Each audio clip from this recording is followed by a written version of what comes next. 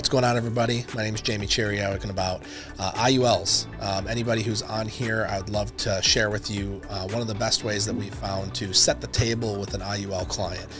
You've heard of setting the table saying, hey, here's what we're going to do today. Here's the information that we're going to go over, really preparing them in the sales psychology to be able to buy. So setting the table is one of the most important things that we do in insurance sales. So setting the table with the IUL is equally as important. So I personally like a 2-call close as opposed to a 1-call close when it comes to an IUL, especially doing telesales. The first thing that I want to do is make sure that they understand what an IUL is and what the benefits are. I want to talk about the couple of different structures that are available for an IUL, and then I want to figure out what the amount that they want to save into their IUL is going to be, and you can do that in a very simple way.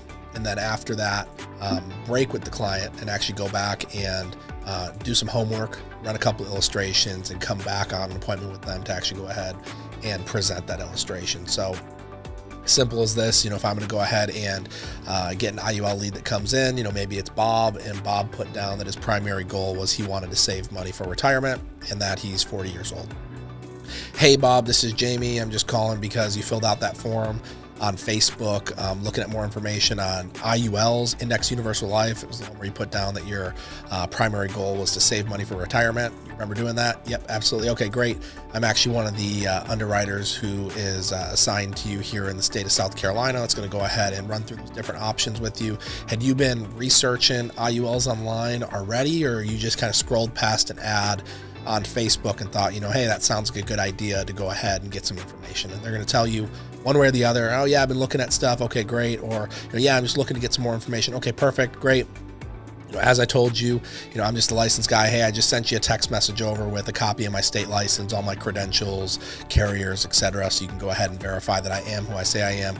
I'm just going to run through, a couple reasons why people typically get an IUL and the couple of structures that are available. And then if you have any questions, we can run through that. So, IUL, Indexed Universal Life, it's life insurance. Did you know it was life insurance? You're going to say yes or no. Yeah, I knew that. I kind of researched it. No, I had no idea it was life insurance. Yep, so Indexed Universal Life is life insurance. There's 2 different kinds of life insurance: term life insurance and whole life insurance. Term life, it's kind of like renting a policy. You'll have it for 10, 15, 20 years.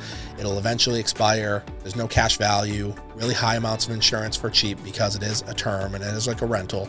Then you got a whole life, which is designed to last for your whole life, and it typically builds cash value. And IUL, Indexed Universal Life Insurance, it falls underneath that whole life bracket. Does that make sense? Yes. Okay, great. So the biggest differences between, Indexed Universal Life and a traditional life insurance are going to be some of the ways that, cash can grow and some of the other benefits. So really there's 5 reasons people get an IUL.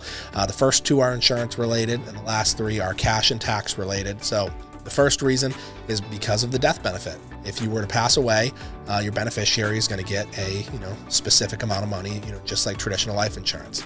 The second reason are the living benefits. So death benefit if you die; living benefit if you have a living benefit qualifying event, which is a heart attack, stroke, cancer, become disabled, need long-term care, critical illness. There are dozens and dozens of different qualifications. You get access to that death benefit while you're alive. It's also called an accelerated death benefit. So money for your beneficiary if you die, and money for you if you become sick or disabled. Does that make sense? Yes. Okay. So that's the insurance side of an IUL. And then on the cash accumulation side. So cash accumulation is number 3. You have the ability to accumulate cash inside the policy. Have you ever heard of a 401k? Have you ever had a 401k? Yes. So this accumulates in a similar way to a 401k, but not quite the same. So a 401k runs on what's called a variable index, and an IUL runs on something called a fixed index. So without getting too deep into the weeds and trying to confuse you, all of that means is your 401k can go up and down, meaning if you've got $100,000 in the policy in your 401k, market goes down 10%, now you have $90,000. Market goes up 10%, now you have $110,000. With an IUL, we get to participate in the gains of the market, but we do not participate in the downside. So if the market gains 10, everyone with the 401k is going to get 10. We might only get 6 or 7. But if the market goes down and loses 10%, we get 0. 0 is the hero. Okay, so we have the ability to accumulate in an IUL, and we're using indexes like the S&P 500, just like 401ks. And at the end of the year, the money that you put in, let's say you put in $100 a month, a portion of that money is going to go towards the cost of insurance, and a portion is going to go into a cash value savings account. So number 3 was you have the ability to accumulate cash similar to a 401k in a life insurance retirement plan or a cash value savings account that's going to be credited an interest rate. That's number 3. Number 4, we've got tax-free growth, meaning that you got things like capital gains tax, etc. This money's able to grow tax-free, and you're able to take loans out. Number 5, tax-free and no penalties. If you've got a 401k and you try to pull money early before retirement age, 10% penalty, so on and so forth. When you take a loan from the cash value of your policy, you're able to take that tax-free. So those are kind of the 5 benefits of, an IUL. So is that what you were looking for or something different? And typically they'll say, yes, that's what I was looking for. Oh, I actually have a few more questions in regards to that. And then the last thing that I want to do before I'm really getting into, following up for the next appointment is I want to talk about the 3 different structures of an IUL. So, Bob, those are kind of the 5 reasons that people get an IUL, but it's also equally important that you understand the couple different ways that this can be structured. It's important that agents discuss this with you. If an agent does not discuss with you the different ways that an IUL can be structured, they're either an inexperienced agent or there's someone who's trying to pull a quick one on you. Us as agents, we do get paid on the amount of life insurance that is sold.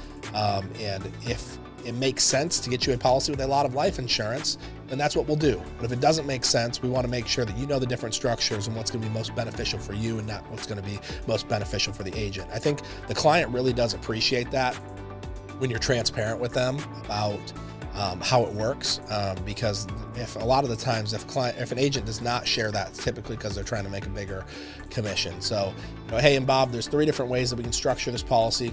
Number 1 is a protection focus. Number 2 is a cash accumulation focus. And number 3 is somewhat of a blend between the 2.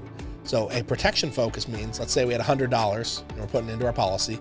Let's say $80 of that 100 is going towards the cost of insurance and $20 is going towards the cash value. So we've got a lot of life insurance and whatever's left over is going towards the cash value. The main purpose of this is to have as much coverage as possible that's designed to last you for your whole life. That's the goal here, and you're going to have some cash value. A growth focus plan is we are literally going to do the minimum legal amount of life insurance inside of the policy with the maximum amount of cash growth to help you grow this as quickly as possible so that you can have retirement tax-free income later. So maybe flip it on its head. Maybe you've got 20% going towards the cost of insurance and 80% going towards the cash value. And then you've got somewhat of a blended option, which let's look at as 50-50. Those 3 options make sense. And you ask people, like, what do you think you're looking for? A protection focus, growth focus, or somewhat of a blend?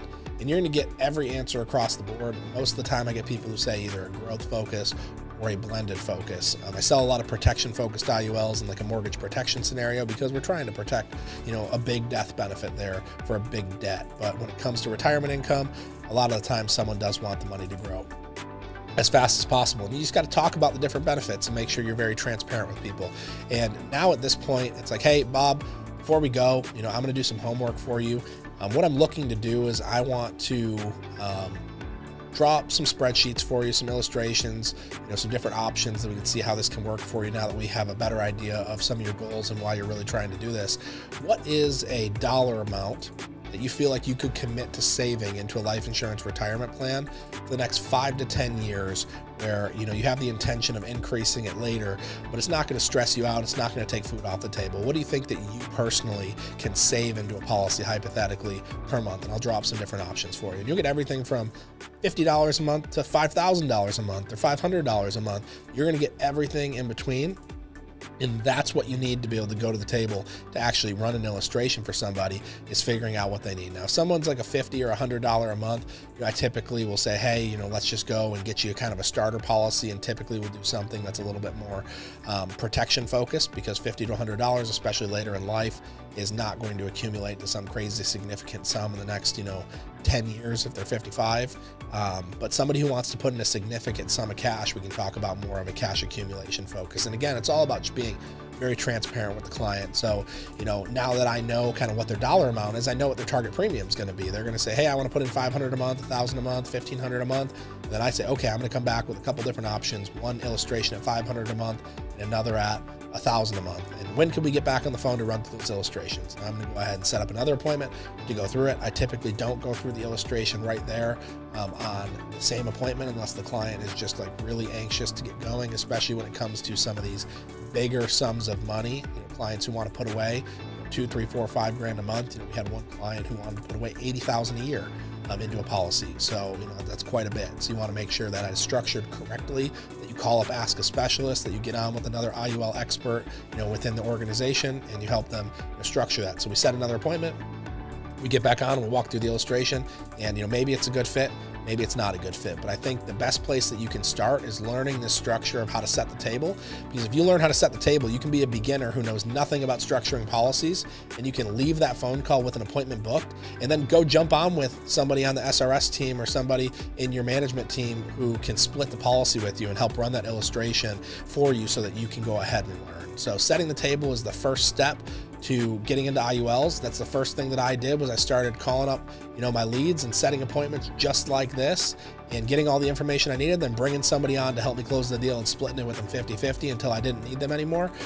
So that's my encouragement for you guys. If you can learn to set the table for an IUL, then the next step is learning all the nuances of the illustration. So we believe in you, we're excited for you, and we know that getting into the IUL business can be kind of scary, but just get started. Just learn how to set the table, and everything else will come. We appreciate you guys, and we'll talk to you next time.